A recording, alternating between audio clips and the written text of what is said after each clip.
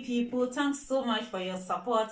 Thanks for watching me every day. And hey, thank you for subscribing to my channel. If you have not yet done so, please consider subscribing. Please go to YouTube and search for Adjoa Aka.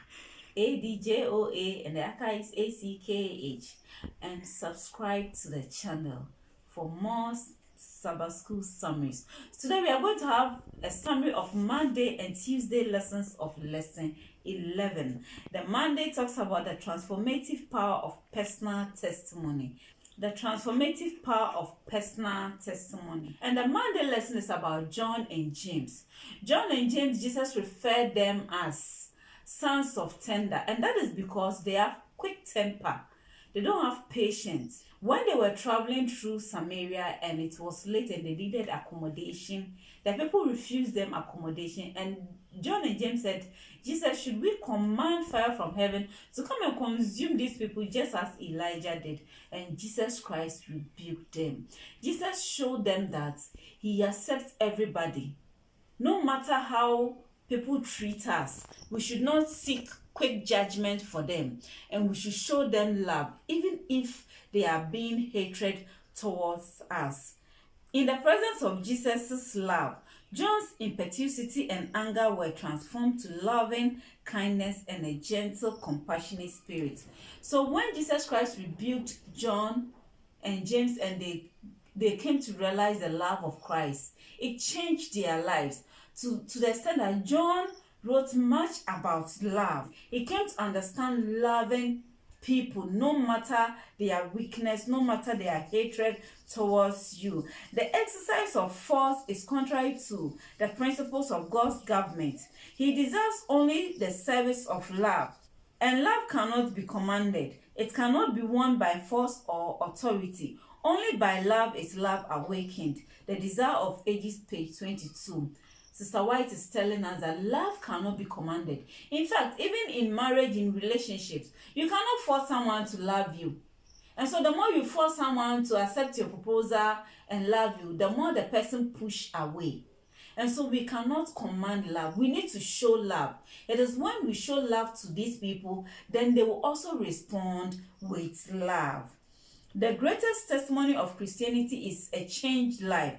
This does not mean we will never make mistakes and that we might at times not be the conduits of love and grace that we are supposed to be. But it does mean that ideally the love of Christ will flow from our lives and we will be a blessing to those around us. Amen. And so the greatest testimony is a transformed life. People see you and see that this person who used to be an armed robber, a gossiper, a backbiter, a selfish being, now he or she can give love and is very calm, not that kind of a mean person again.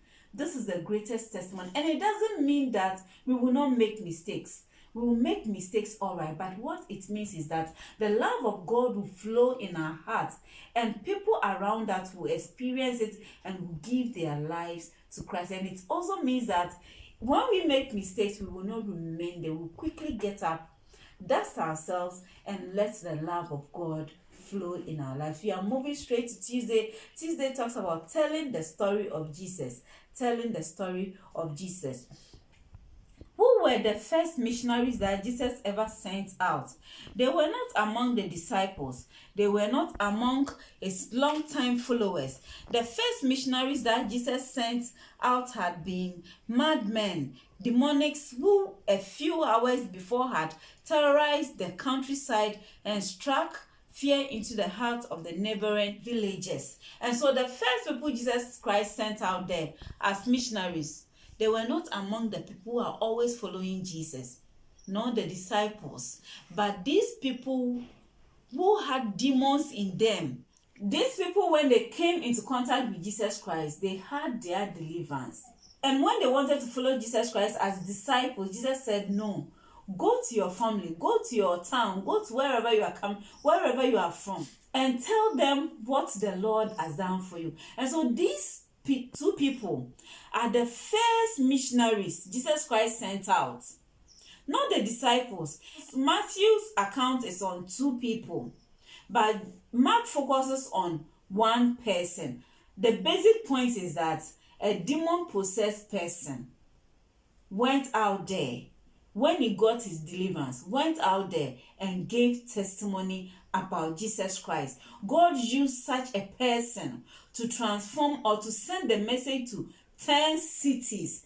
10 cities. The demonics were now new men transformed by the power of Christ. The townspeople found them sitting at the feet of Jesus, listening to every word from the master's mouth. Amen. And so people who were once dangerous now became a tool for God to use to reach out to people.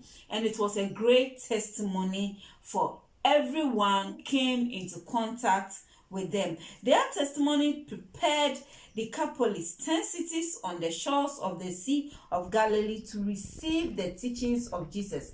This is the power of personal testimony. Amen. This is the power of personal testimony. Therefore, my dear, stop the arguments all the time, arguing with people biblically, and start sharing your personal testimonies, what Christ has done for you with others, and God is going to use that personal life testimony to win a soul. Thanks so much for being part of today's discussion.